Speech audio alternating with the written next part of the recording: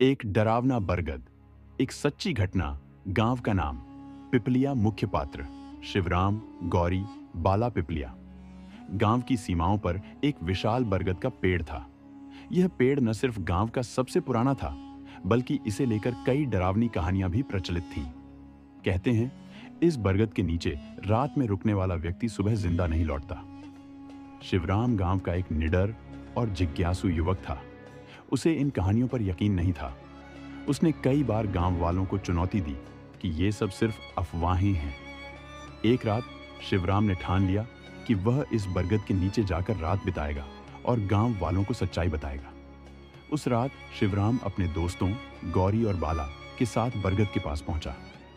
वे अपने साथ एक लाल लटेन, कुछ खाना और चादरें लेकर गए।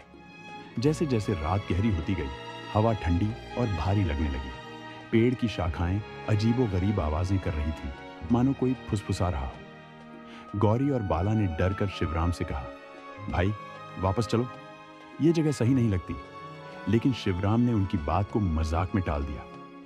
रात के करीब 2 बजे जब सभी सोने की कोशिश कर रहे थे, तभी अचानक बरगद की शाखाएं जोर जोर से हिलने लगी। एक रहस्यमय छाया शिवराम के पास से गुजरी। गौरी ने चीखते हुए कहा, कोई हमारे चारों तरफ है। शिवराम ने लालटेन उठाई, लेकिन उसकी रोशनी अजीब तरह से बुझ गई।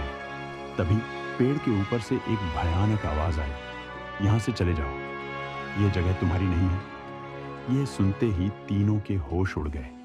उन्होंने तुरंत अपना सामान उठाया और गांव की तरफ भागे।